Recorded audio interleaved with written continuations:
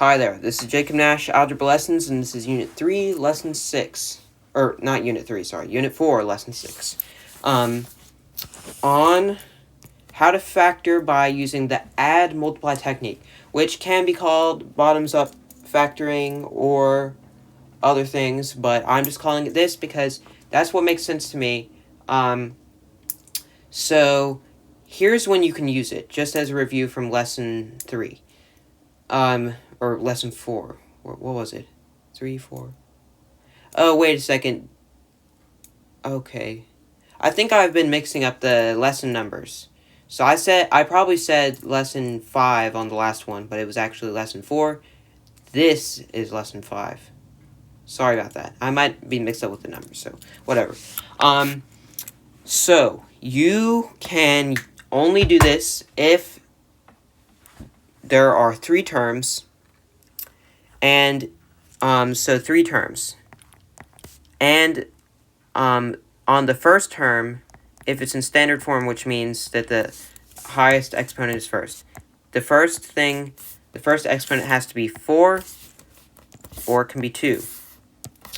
So, and the coefficient of that first term, it matters if it's 1 or if it's 1, then there's going to be nothing there. And if it's something else, like 5, then that changes things. So here's how you do it. So let's say we had, well, I got to think of an example, because some examples don't work. They turn out imaginary. So I got to think of one that would work. Let's see, we got plus 63.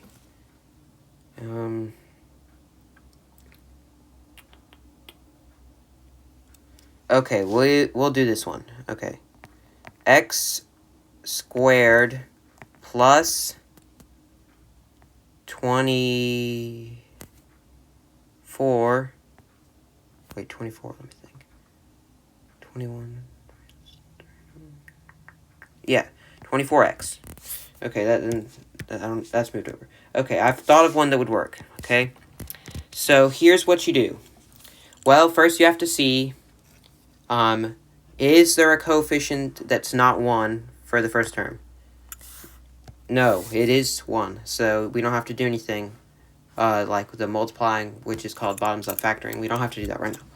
So we take the term without an x, the constant, or they call it c sometimes, and you see what things multiply to equal 63, but they also add to equal 24. And you have to take into consideration of the signs. But they're both positive, so that's not that bad. Well, you could go through all of them, but you would find out that 21 and 3, well, actually, if you would probably say 3 and 21, but it doesn't matter which one you say. They add to 24, and they multiply to 63. So what you do is you do x plus 3, and you do x plus 21, and that's your answer. Not that bad. That's only for a certain situation, though. If this happened to be a 4, instead, you would change these to 2s. So that's the only difference. So keep that in mind. If there's a 4 there, well, actually, if there was a 4 there, then this would be squared, sorry. So if there's a 4 there, then you need to make these squares in there. So sometimes, though, there's a situation where there is not a coefficient of 1 for the first term. So let me try to think of an example that would work for that. Oh, well, I'll kind of just use the same example. How about 3x squared plus 24x plus 21? So I already can tell we're going to get the same answer, but here's... Well, actually, we're not going to get the same answer. Dumb thing. So, here's what it is. You need to first multiply this by this, always. The coefficient by the constant, the thing with no x. So, we multiply 3 and 21, and we get 63. So now we can just write that as x squared plus 24x plus 63. Now remember, later on we're going to have to, since we just multiplied, we're going to have to divide by the end, or it wouldn't be the same thing. So keep that in mind. We're going to have to divide by 3. I'll just write that so I can remember. Now, we pretty much have the same equation as last time. So we already know that it's going to turn out to be this, that we already said earlier in the video. But how it's different is that you have to divide by 3. And then you get that x plus 1 times x plus 7. Okay, that's a terrible 7. That is what your answer is. So that's the difference. If there's a number there, you first have to multiply it by this, and at the end you divide. Now, I want to do a different example. Let's just pretend that that was a 4, and we need to divide by 4 here. Well, we see that 3 divided by 4 is not going to equal a whole number, and 21 divided by 4 is not going to equal a whole number.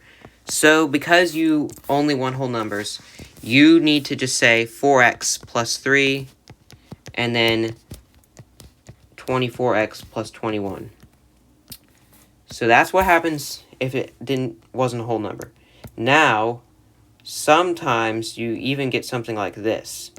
Let's see. You might get 15. So if you got something like that, then you would still do, well, actually, it changes. So you get 15x times 3, or plus 3, sorry. And then you get 15x plus 21, because those wouldn't be whole numbers. But that's not it.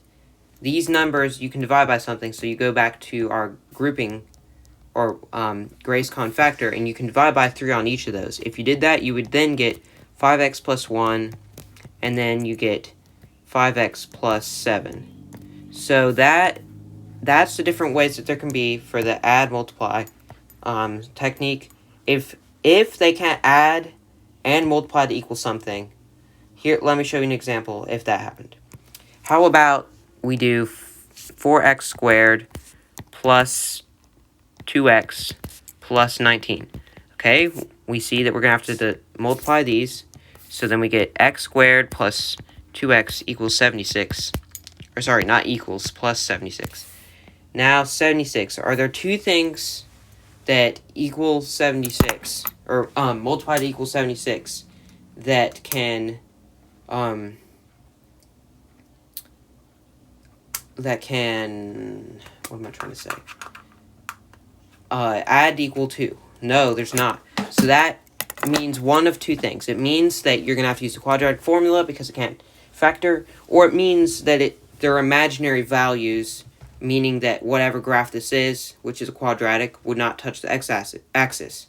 So I'm going to type this into my calculator to see if it's something where we'd have to use the quadratic formula, or if it's something that would be imaginary. Okay.